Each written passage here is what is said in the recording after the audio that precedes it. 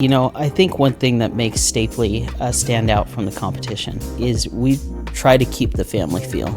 We value providing customers all the options that they have available. The important thing is that we offer all the options to our customers. What I would say sets us apart is having top-notch technicians and being family-oriented.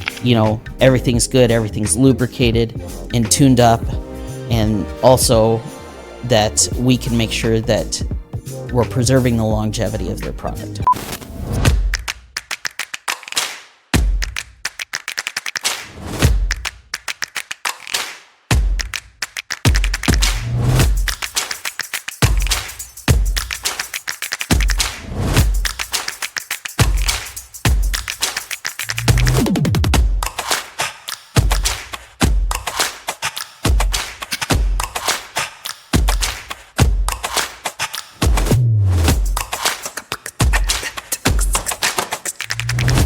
Today we got Andrew with us in the studio. Thank you so much for taking the time to be here. Yeah.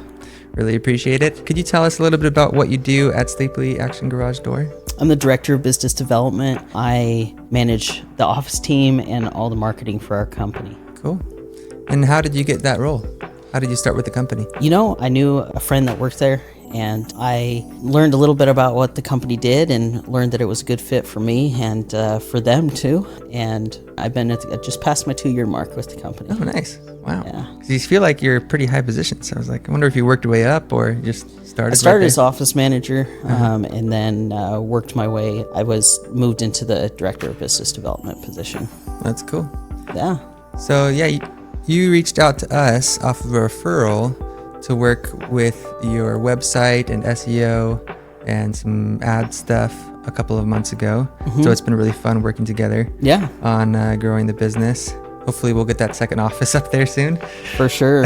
Google's been a little bit difficult, but we'll see. Yeah, it's always fun with messing with Google. Yeah.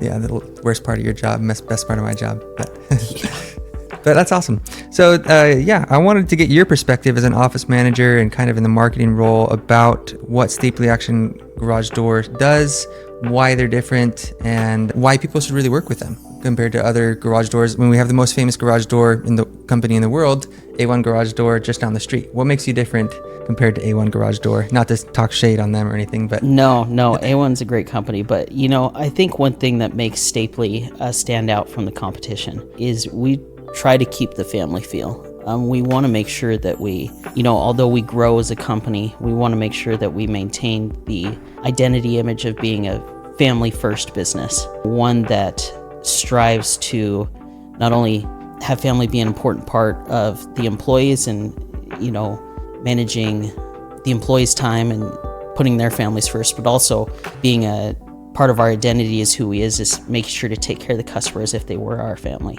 We value providing customers all the options that they have available, where we typically offer good, better, best plans. And some people might just fit into the good. And then at the same time, others might find the benefits of the higher level packages that we offer and see the benefits of going there. But I think the important thing is that we offer all the options to our customers. Because if we don't, we're not doing our jobs, in my opinion. And taking the time, one thing that our techs and product specialists do really well is taking time to get to know their customers. I think that's very important with our company and our vision of what we want to be as a company is taking time to just talk to the customer. Sometimes it's learning about what their needs are, how many times they're going in and out of their garage a day. Is it a high-use garage or is it a lower-use garage? Just some people use their garage like their front door. Others use it more just as I'm coming in from work in the morning and out from work at night. So when families tend to be more of that's where I go get my bike. That's where the kid gets their bike. That's where my toys are stored, different things like that. So that's what I would say sets us apart is having top-notch technicians and being family-oriented. that makes sense. And that's an awesome example about really getting to know the needs and diagnosing it based off of the conversations that you get with them, so you can get a customer-oriented solution instead of just pushing them towards whatever you want to install or Yeah, whatever's most expensive or whatever. For sure. It's not about speed and churning out the amount of customers a day. We focus mainly on making sure that the customers are taken care of, making sure that their needs are taken care of. So is that some of our techs may not do as many jobs a day, but making sure that the customers' full needs are met and working with them. And, if they need, we provide financing options as well. So I think that's important. So how many techs do you guys have in the company? I'd have to think about it. We've hired a few lately because we're expecting growth, and we have grown. So right now we're currently running about 4 product specialists and about 5-6 installers. So we're growing. We have a commercial gate side as well that kind of functions in both the commercial world and then the residential gates and commercial gates as well. Mike Dempster has been great for us. He manages the commercial side of the business, and so develops a lot of relationships on that side of the company. With networking and such, with other networking and company such. owners. Yeah, for sure. He's been great. Interesting. That's something we should take a look at sometime for marketing. We could do a B2B text or email campaign or voicemail drop campaign. Yeah. Or, LinkedIn campaign. So those work for B2B Yeah, we're always stuff. looking to branch our gates and commercial side as well. If he's open to doing that type of stuff. But interesting. For sure. So you said product specialist. What's a product specialist mean in your company? It means more than, because technician is often a word that's that's the word used. I hear. Product specialist is somebody that has an in-depth knowledge of the product features, is more than just a tech that comes in and diagnoses. Again, it kind of goes down to the standpoint of wanting to find the customer's needs and being able to meet those customers' needs. And part of that is taking time to meet with customers and learn the customers. But the other half of that is knowing the product well, knowing the doors well, knowing the motors well, knowing all the kind of springs and different things that come with the garage door and the products that we offer. And so that in turn, taking the time to know the customer and taking the time to know the product, that they can meet together. And that makes me think, I didn't realize how complicated garage doors really are. How many different ways can a garage door fail? Do you have? There's so many different things that could go wrong with it, right? It's not just the spring or not just the motor. It's true. What are some of the most common fail points or issues that you see? Rollers. People think they have a noisy garage door, and so much marketing is like, oh, is your garage door making noises, horrific noises? Which is true. A lot of standpoint behind it, or the idea behind it, is that sometimes lubricating it is definitely a big part of maintaining a garage door, but sometimes it's more than that, because you can lubricate the worst rollers in the world, and it may make a temporary difference, but ultimately in the long run, 2 to 3 months, 6 months, a year even from now, you're going to come down to the same problem.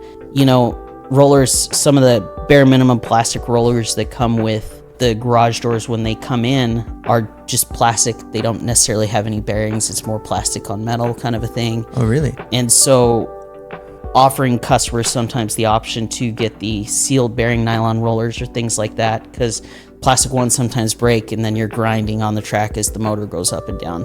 If that happens, does that break the track, or what else can happen if the roller goes out? Your motor's the main thing. The motor, okay, your motor's getting the main strained, thing, and that's the most expensive thing to replace, right? Yeah, that's Other than the door definitely itself. one of the most expensive things to replace, other than the door itself, exactly. And that's why it's important, offering sealed bearing nylon rollers. They're car wash rollers, so I mean they're made to be in harsh environments and things like that, where they're supposed to be maintenance free for up to 100,000 cycles. Wow. So we still recommend maintaining the hinges and other parts that do still have the moving aspects of it, but the rollers are sealed not narrow, the fail yeah, point. they're not to be the fail point. So, and if you think about it, one of the other directors, the way he puts it is like, if you're using bad rollers, it's like driving with your emergency brake on in your car. Oh my gosh, just ruining it every time. I mean, that's the great way I think about it. In driving with your emergency brake on, you're putting strain on the motor of your car. You're smoking and heating up all the parts into your car. It's kind of the same thing. If you have rollers that are providing, they're 20 years old, you've never touched them, and they're providing that friction, it's wearing out other aspects over time, for sure. Can a customer just replace the rollers, or is that a hard thing to do? No, I mean, ultimately, sometimes what we do is, depending upon the needs of the customer, of course, but there's times where just the rollers may fit the needs of that customer and may make a big difference in the sound, help remove the strain off the motor, et cetera, et cetera. What is the cost for, if you know offhand, of a roller system, like good, better, best general cost? It depends. It kind of comes down to getting to know the factors of the homeowner. Some doors have more rollers than others. Oh, really? There's standard doors, and then there's RV doors. There's smaller single-side doors, different things. There's different forms of track that can bear a factor into that. Low headroom track and other things like that. So the best option that I always recommend customers is that we do free no obligation quotes. What that does is that makes sure that we offer the customer the right fit for them, but also there's no obligation. There's no trip fee like some of these other companies offer, and there's some great companies out there. But offering that customer the peace of mind that we can come in, be the product specialist, offer them options, and be more than willing to take second opinions or be the second opinion that we offer for our company. Interesting. So other than the rollers, what is one of the other main fail points? Is that the main fail point, you think? No, the first one to wear out, or what's the most common? Oftentimes in the Arizona heat, in the Arizona climate, springs are often what goes out first. What's going to be a major factor. Especially with the large fluctuations we can get in temperatures. Temperatures affects it was the record springs. Yesterday, 117. Yeah. It can affect this. So if you think about it, we can sometimes in the wintertime, especially, we could be up to 85 and then drop down to 32 at night. Such a big temperature range is, when you think about it, metal expands and contracts, especially when under you're pressure. Spring and you're under pressure. So when it expands, for the heat and then contracts for the cold, especially in the wintertime, if the spring has reached close to its end of life, they often snap. That could cause, I remember when I was younger, when I was a little kid, we heard such a loud noise at night, and it shook the windows, it shook the whole house. We're like, did something just hit our house? It was a garage door spring.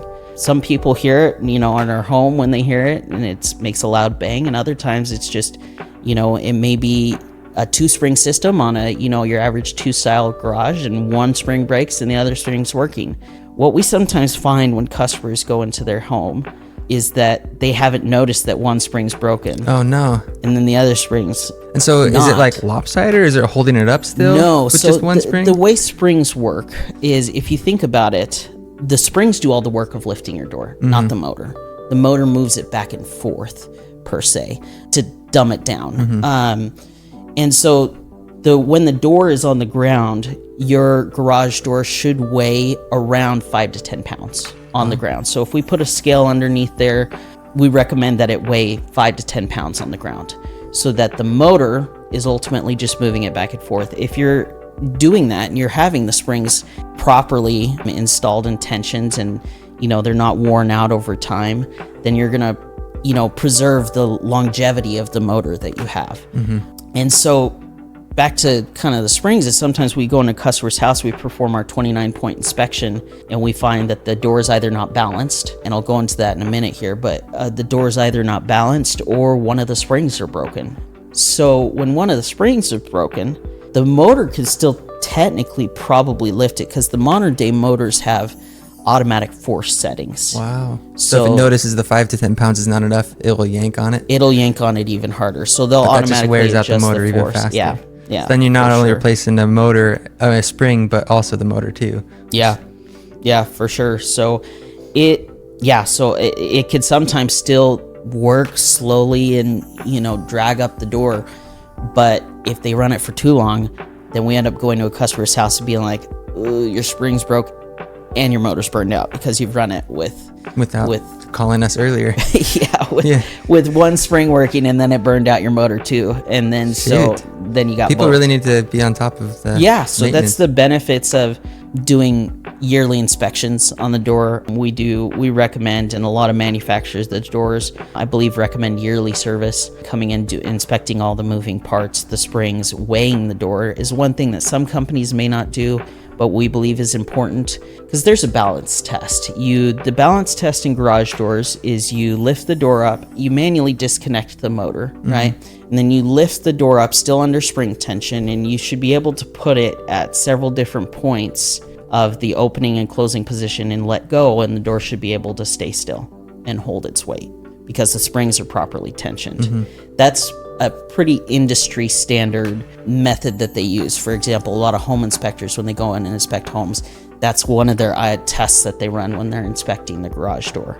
So that's a standard test. We take that to the next point of, some companies do it, some companies don't, of weighing the door, because that, while the test of holding it up and letting go is a good test, it's not necessarily quantifiable. And when you're weighing the door, it is quantifiable for sure.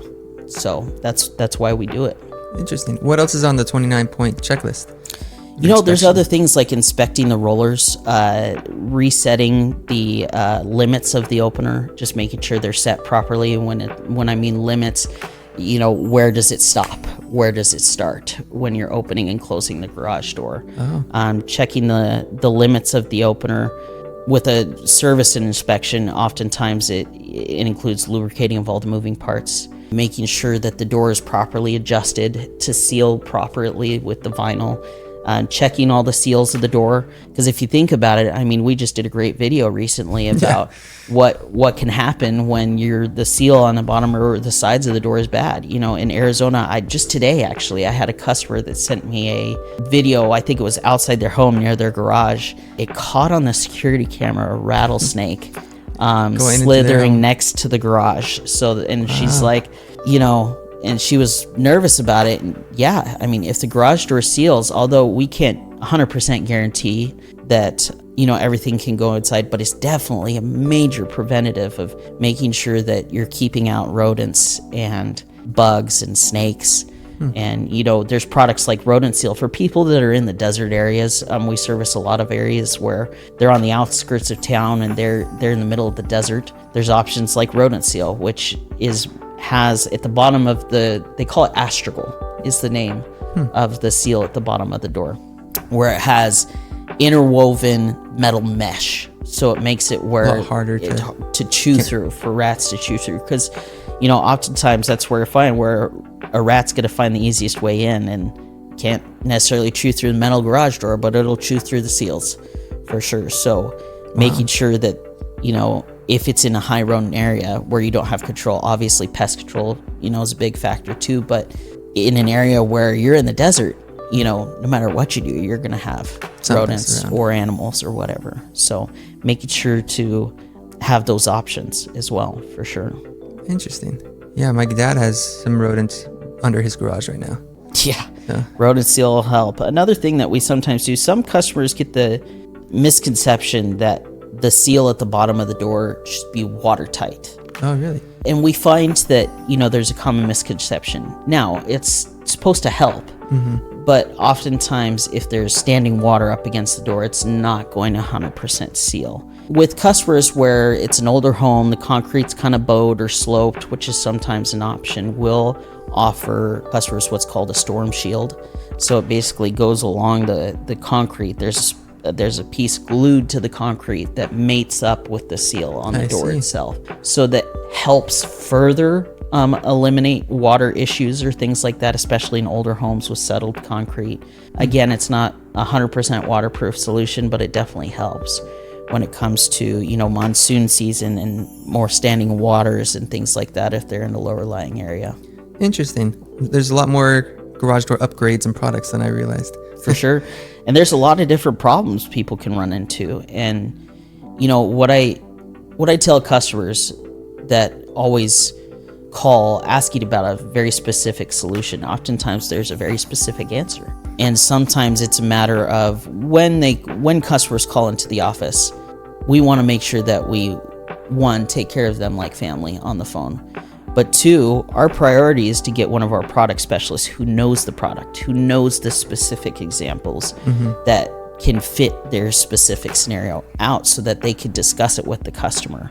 And oftentimes we feel it's best to do that in person with the customer, because while spending time on the phone with the customer is very important, You can't see everything, and we can't see everything. And they're not going to be able to describe everything to you either. Yeah, and as some people, what we find is we have great customers. They think they know what they're talking about, but it tends to be a part that, over here affected this part down here. Mm-hmm. And the problem down here was caused by this, and they're looking at this problem down here. So I always recommend it's free. It's free. No obligation, no trip fees whatsoever. Because most other companies I know, they charge a fee. Yeah, which is refunded or added to your bill if you move forward with the service. But with us, we would much rather have our customers have a peace of mind, get in front of the customer so that we can give them the best customer service possible. And then, once we're on site, we see it, we discuss what their needs are, then we can provide them the best solutions possible and work with them. If price is a factor, again, we have good, better, best packages. So if price is a factor, guess what? We could go with a good to just get you back running for now. Or we have options for financing as well. A lot of times we have options for 0% deferred interest for 6 to 12 months, so they're not paying. If they pay it off in that time frame, there's no fees whatsoever. So providing those options to our customers to help them, where a perfect example is they want a garage door, they need a new garage door, but there's a specific style that they want to get that matches the look of their home better than what was put on their home. Is often a cookie cutter door that was just put on by a builder just to have a door in place. Mm-hmm. But they want something that better matches their needs and their style of their home, whether it's higher insulation to help because there's east facing door or west facing door gets more sun for sure, and they want a door that better fits their needs, but their budget's lower. Using those functions like the financing to get them into that better door is something that I think is important. And some customers like that option, and we're able to get them what they need. How do you show the products that you have for doors and what they look like? Do you have a showroom, or do you have a photo book, or do you have? That's a great question. So, we have both. We just recently are kind of redoing our in-person showroom at our office, but also we have our technicians are equipped with pretty cool software that allows them to show products to the customer on their iPad. We have iPads that have that you could build the door a different way. If you think about it, people kind of just call and ask for a price on a garage door. They're like, what's a garage door cost? Mm-hmm. What's your needs? What there's so many different insulation levels. There's so many different colors. There's so many different window options. There's so many different, all these combinations and thousands of combinations for one door style. You could get the classic steel with the rectangles or the squares.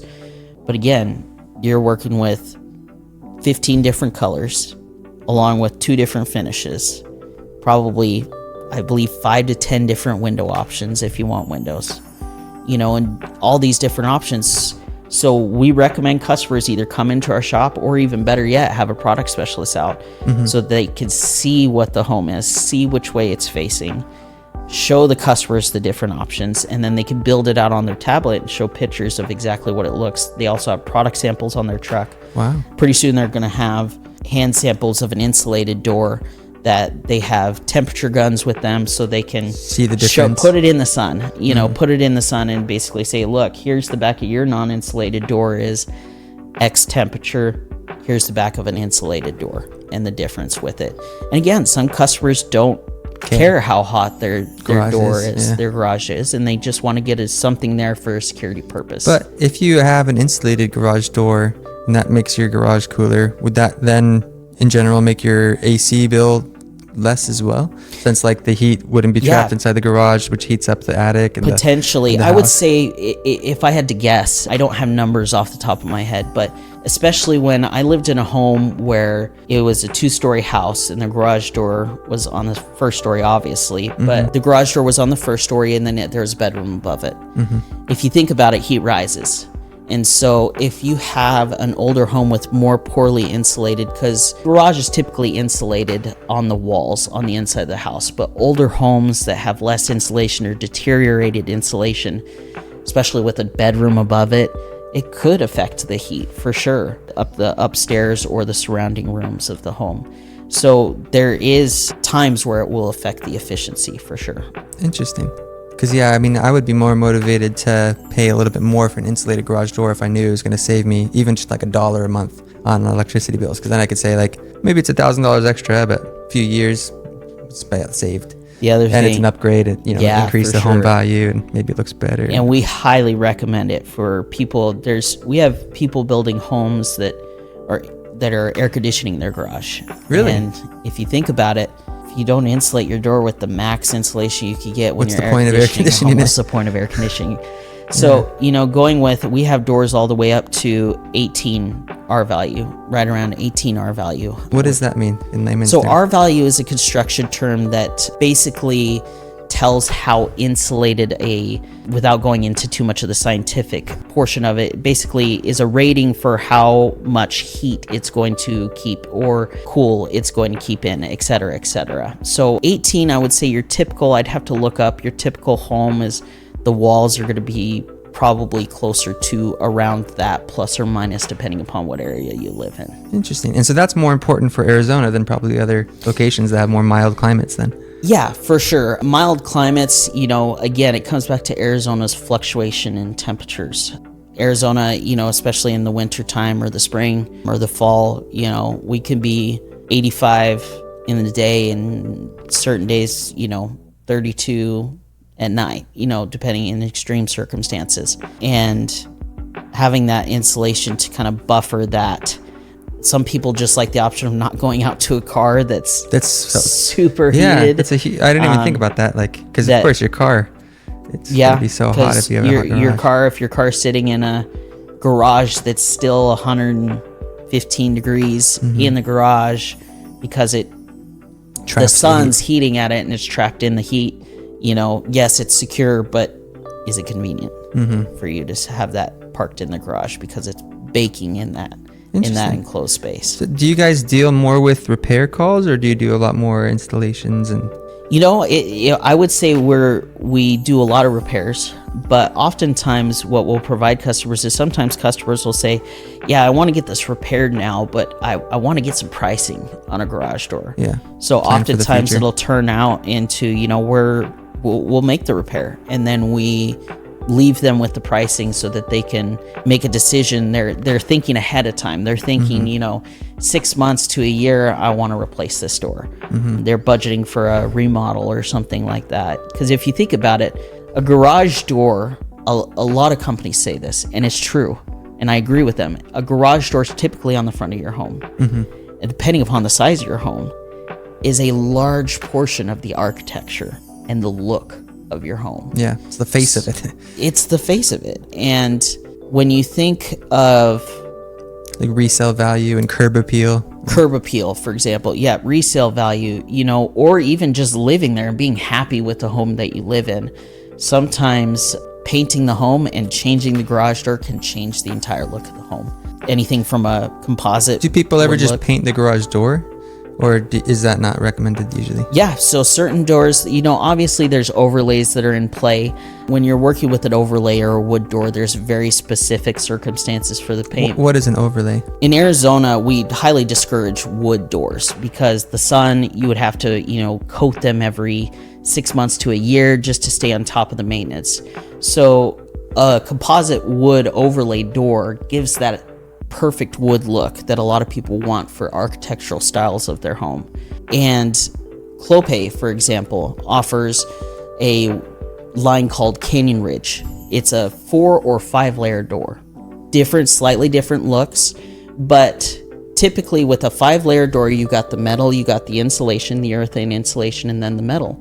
And then to improve the look or make it look as if it's real wood without, hardly any upkeep, they have composite wood overlays that overlay the door first over that metal, and then they have accents around it to make the farmhouse look, for example, for some models, or the other architectural looks that are offered. So it provides that upscaled feel. And a 4-layer door typically has the metal and then just the accents on top of it. So 4 and 5 layer doors can offer various amounts of insulation, and so it's a great option for that. Interesting. And they look like wood, which sounds cool. And they don't have the upkeep. And you don't have to stain them. You don't have Yeah. to, any of that kind of upkeep. And so Arizona wood, it just, with the sun and the UV, and it really does a number on the wood doors. So your 4 and 5 layer are like high-end products, but then you also have like a 3-layer Yeah. product So that's a little bit cheaper. yeah, for sure. So there's different finishes that, for example, there's a modern steel ultra plank that has an amazing print on it. That's not even an overlay at this point, but for customers that want the wood look but may not want to be in a canyon ridge, they can go to this. And I have customers, or even the first time I walked in and I saw it at our office, I had to go up and almost touch it before I even felt that it doesn't have grooves in it, or doesn't have different things in it. It's like laser printed on there or something? Or? It's not laser printed. I'm not quite sure exactly what it does, but whatever they does work. Whatever they do work. Interesting. And so it makes it where you could have the look of a plank door with gorgeous, there's, I believe, 6 different color options of the plank. Anything from natural to barnwood to a lot of people we do a lot of Kona, which is almost a dark espresso color. So having kind of that dark wood look on the home, and they can get contemporary windows in it. So it's the slim line windows that go down along the side of the door, and get the look for something that can fit their budget and can upgrade the look of their home. Wow. One last question. I'm actually, you convinced me I need to do maintenance on my garage door. Yeah. So for you guys to come out and do the 29-point inspection and like lubricate and everything, how much does that cost to like do the maintenance type That's stuff? a great question. Right now we're running a summer sale deal on this for our current and prospective customers. It's for everybody. That is $29.99 for a 29-point inspection. Oh, nice. So it makes it where get the peace of mind where you can get summer does a number on everything. Yeah. Especially that's more exposed to the elements like garage door. So we have that option right now to where customers can get that for that 29-point inspection, get the peace of mind. $30 is a no-brainer. Doesn't even cover your guys' gas. It's a no-brainer, for sure. So, and it gives the customers peace of mind. And that includes like lubricating everything. And yes, if they see any problem spots, they'll let you know that. Yeah, for sure. So they have a printout that comes out where it's like red, yellow, green, and it's basically an option where they'll rate it, and you can be provided with that report at the end. So they'll do so a pre and a post. An idea get an idea of is this something I should be looking forward to, start having budgeting to repair, start budgeting for different things like that. Interesting. Wow. And then do you keep track of those people so you can follow up with them in 6 months? Like, hey, I remember 6 months ago you had this thing. That's a great thing.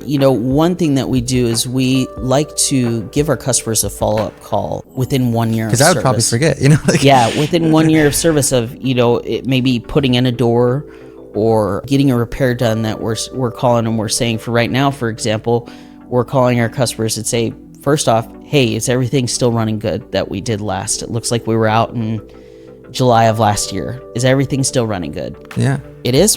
Perfect. Just to let you know, we're running our 29 for 29 sale right now. We recommend yearly service. Would you like us to come back out? We're finding a lot of customers are liking that right now. Interesting. And allows for peace of mind from them so they know, everything's good, everything's lubricated and tuned up, and also that we can make sure that we're preserving the longevity of their product. For sure. Yeah, and because that's also advantageous to you because you have warranties on all your work as well. So you want to make sure that the maintenance is being upkept so that the warranties. Exactly. For sure. Cool. All right. Thanks. I'll definitely ask. That's another question. How far do you guys serve this? We service most of Maricopa and Pinal counties. So we do work all the way from like Peoria, a little bit in Cave Creek, all the way down to Gold Canyon, Santan Valley. Okay, so pretty much the entire Phoenix Valley. Pretty much in the small outlying areas, yeah. Awesome. For sure. So I think, you guys cover my area. I'll schedule one. Yeah, we could talk after. Sweet. Appreciate it. Well, thanks so much for taking the time. You're welcome. I learned a lot. It was great. Good.